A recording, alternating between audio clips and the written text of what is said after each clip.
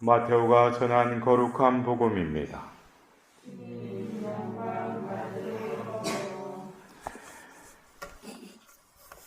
그때 예수님께서 제자들에게 말씀하셨다. 노아 때처럼 사람의 아들의 재림도 그러할 것이다. 홍수 이전 시대의 사람들은 노아가 방주에 들어가는 날까지 먹고 마시고 장가들고 시집가고 하면서 홍수가 닥쳐 모두 휩쓸어 갈 때까지 아무것도 모르고 있었다. 사람의 아들의 재림도 그러할 것이다. 그때에 두 사람이 들에 나가면 들에 있으면 하나는 데려가고 하나는 버려둘 것이다. 두 여자가 맷돌질을 하고 있으면 하나는 데려가고 하나는 버려둘 것이다. 그러니 깨어 있으라. 너희의 주인이 어느 날에 올지 너희가 모르기 때문이다. 이것을 명심하여라. 도둑이 밤 몇 시에 올지 집주인이 알면 깨어 있으면서 도둑이 자기 집을 뚫고 들어오도록 내버려 두지 않을 것이다. 그러니 너희도 준비하고 있어라. 너희가 생각하지도 않은 때에 사람의 아들이 올 것이기 때문이다. 주님의 말씀입니다.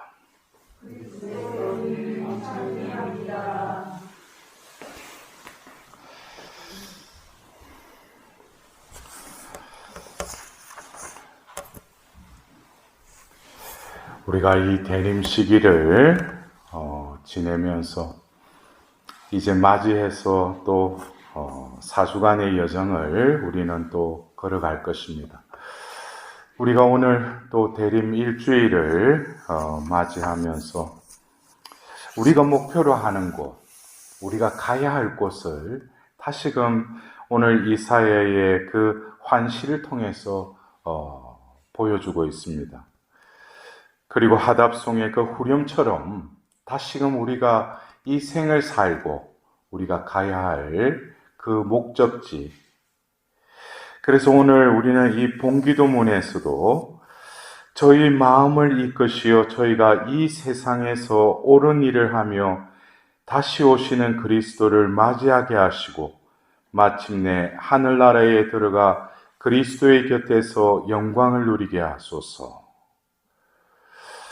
이 본기도문에서도 우리가 하늘나라에 들어가 그리스도 곁에서 영광을 누리게 하소서. 우리가 이 전례문에 있어서 이 본기도문은 그 시기에 또 어떤 축일이나 대축일의 그 본질을 이 본기도문에 이렇게 담고 있습니다. 우리는 결국 기뻐하며 주님의 집으로 가리라는 이 시편 122편의 이 말씀과 같이 여러분들도 어떻게 또 이렇게 한 해를 맞이하면서 주님의 집에 가는 데 있어서 여러분들은 조금 어디까지 와 있는 것 같아요? 이렇게 말하면은 여러분들이 사는 목적이 뭡니까? 내가 왜 신앙생활을 하는 것이죠? 그래서 어떤 경우에 우리가 기복적인 신앙을 가질 수밖에 없는 것은 목적이 없기 때문이에요. 내가 분명한 이 신앙생활을 하는 또 목적이 있으면은 또 그것에 다다르기 위해서 내가 어떻게 살아야 되는지. 우리가 어떤 때 육상 경기나 할 때 100m부터 해서 42.195 그 마라톤에 있었어도 어떻게 보면 길이의 장단에 따라서 금방 이렇게 결판이 나는 것도 있지만 마라톤과 같이 어떻게 보면 자기와의 싸움 안에서 계속 발걸음을 옮길 수밖에 없는 것이 뭡니까? 피니시 라인이 있기 때문이죠. 그곳을 향해서 달려가는 거 아니겠어요? 그죠?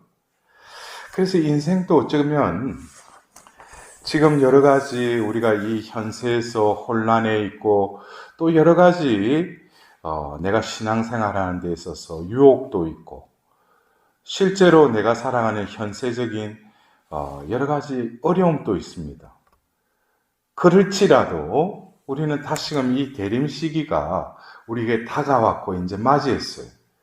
그래서 교회는 다시금 우리에게 너희들이 가야 할 곳, 주님께서 마련하신 그 주님의 집으로 힘찬 발걸음을 옮겨라 이거예요. 그리고 우리가 이 대림 시기를 지내다 보면은 이 말씀 전례가 이제 성탄이 다가오면 다가올수록 2000년 전으로 우리를 인도합니다. 복음의 말씀들이. 그래서 우리는 자칫 이 성탄 대축일에 구유 앞에 그 경배를 하고 예수님이 우리 가운데 태어나셨다라는 그것을 어떤 회고하고 과거의 어떤 베들레헴에서 태어난 그 사건을 기리기 위해서 우리가 이 대림 시기를 지내는 게 아니죠. 분명한 것은 우리는 계속 이 시간이 흐르듯이 이 교회가 또 성령께서 우리를 이끌어 가십니다. 이 대림 시기에 왜 우리는 과거의 예수님의 첫 번째 오심을 바라보게 하는가? 거기에 어떤 또 다른 해답이 있다는 거예요. 첫 번째 오셨을 때 이 세상은 그분을 알아봤어요? 알아보지 못했죠. 맞아들였어요? 맞아들이지 못했죠. 그래서 우리가 다시금 2000년 전을 보게끔 인도하는 것은 왜 그들이 첫 번째 오시는 그 예수님을 보지도 못했고 맞아들이지 못했던가?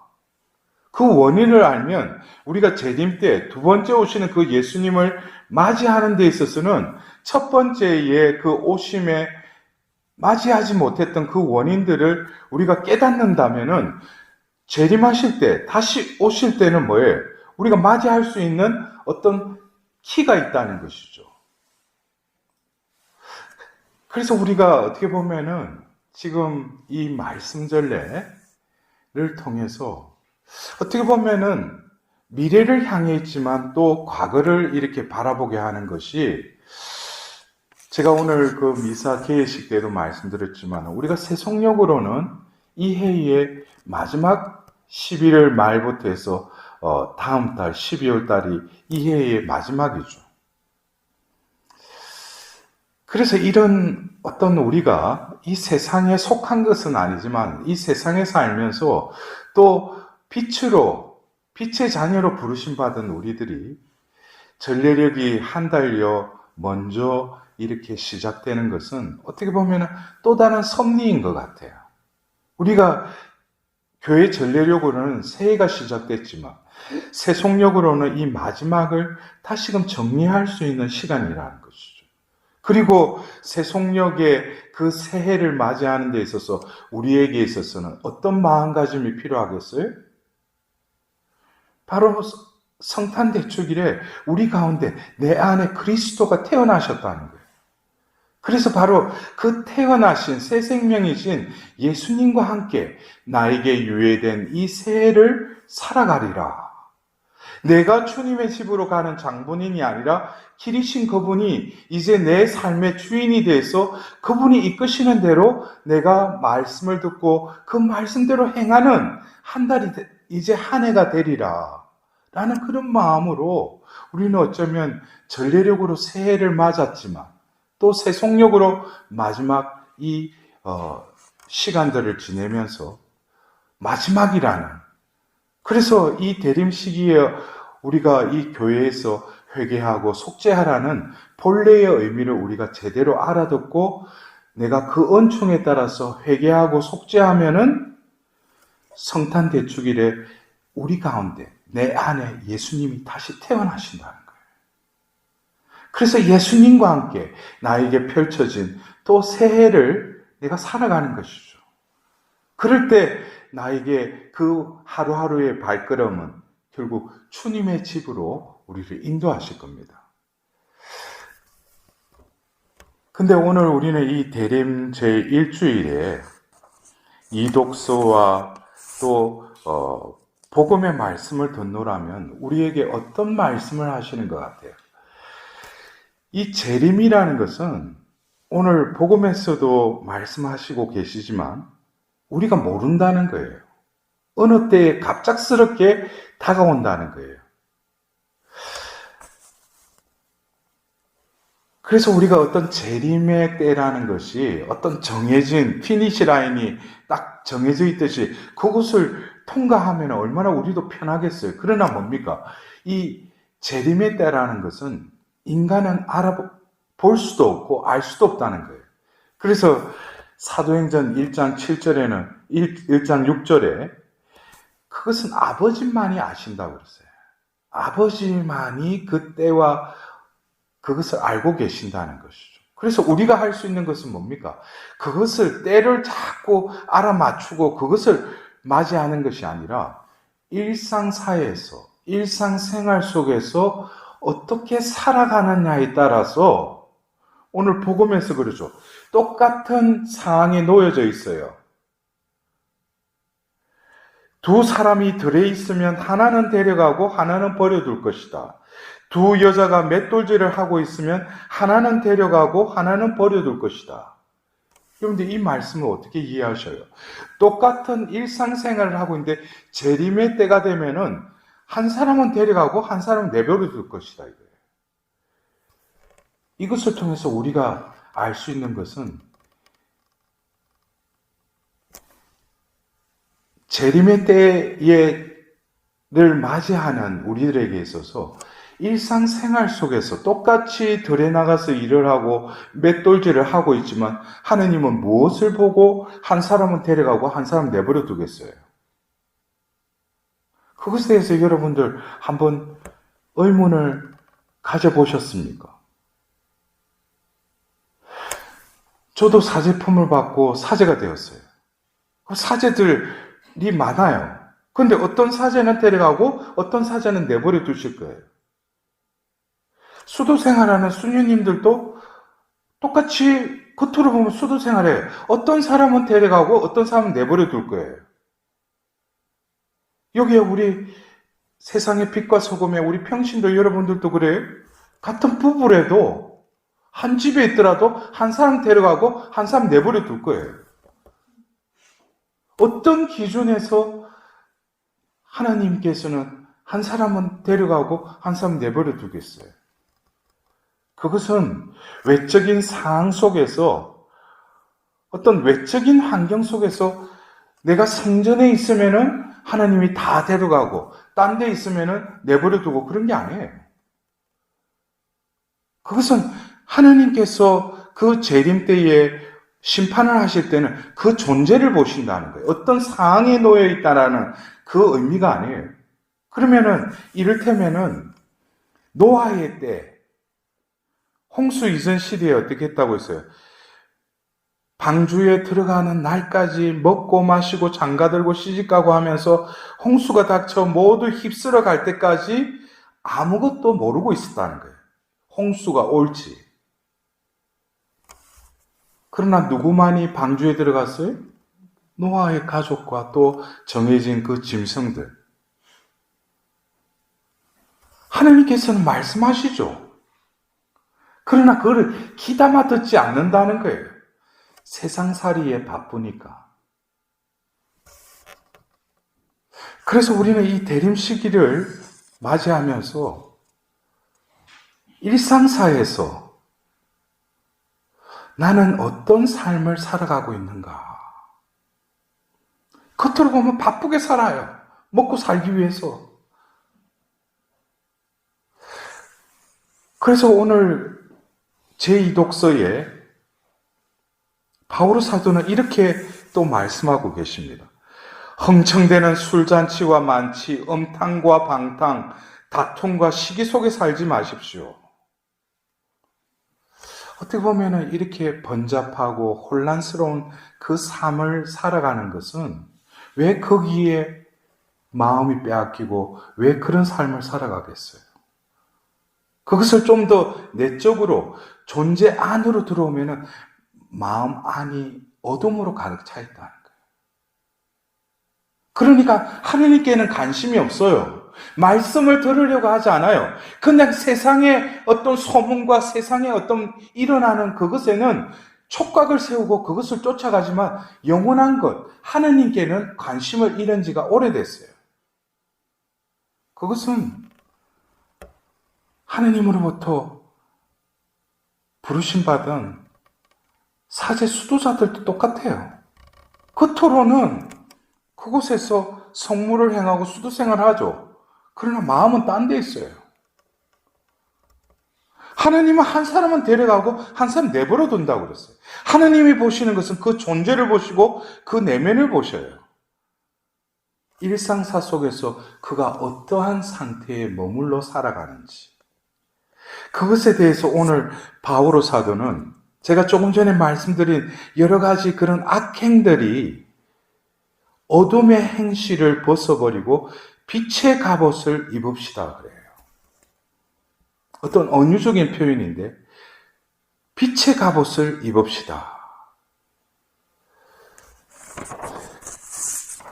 바오로 사도의 어떤 서간을 보면은 입읍시다, 입으십시오 라는 표현이 있어요. 오늘도 제 독서에 보면 빛의 갑옷을 입읍시다 하고 마지막 또 절에는 14절에는 주 예수 그리스도를 입으십시오 라고 또 표현을 해요.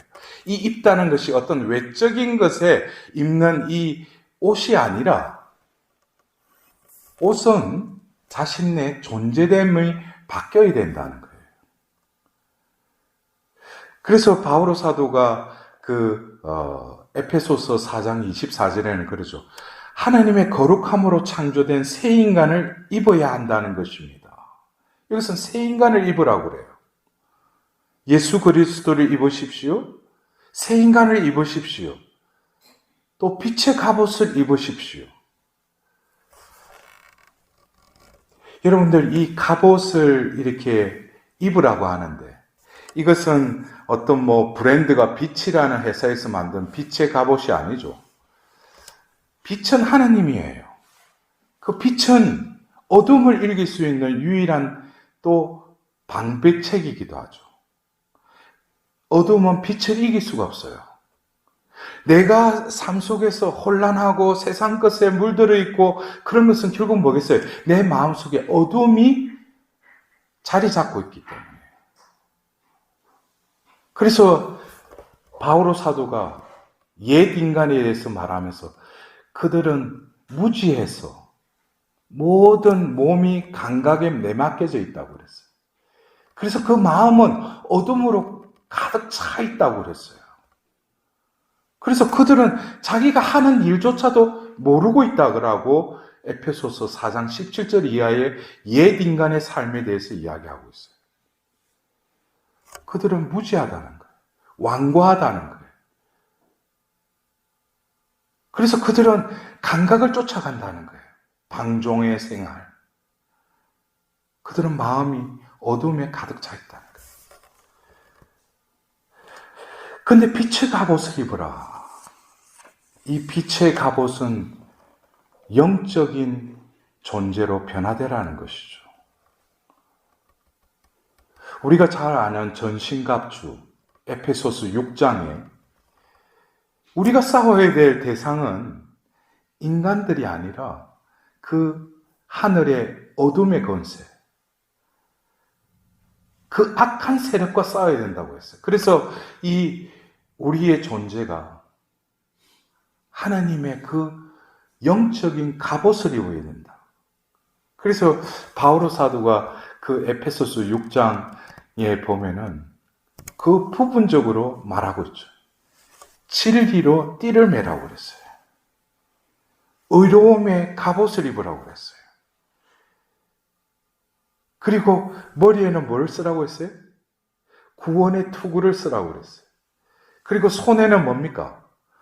믿음의 방패를 쥐라고 그랬어요. 그리고 발에는 뭘? 평화의 복음을 전할 신을 신으라고 했어요.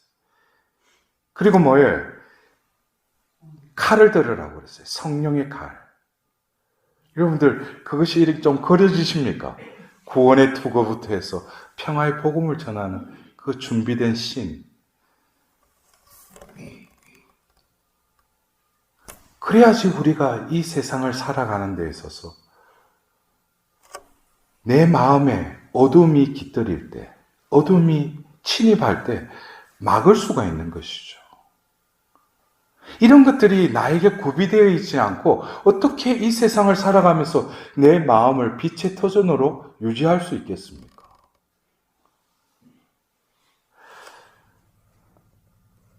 첫 번째 예수님께서 오실 때 세상은 알아보지 못했다고 했어요. 그분을. 왜요? 베들레헴 그 마구간에서 태어나셨기 때문에. 예고가 되고 어떤 하나님의 아드님이 태어나신다 해가지고 어디 어리어리한 곳에서 했다면 수많은 인파들이 모였겠죠. 거짓된 빛을 쫓았어. 그러나 하나님의 참빛은 그런 방법으로 오시지 않았어요. 첫 번째 오셨을 때도 볼 수 있는 눈이 있는 사람만 볼 수 있었다는 거예요. 그것이 바로 마리아와 요셉이었죠.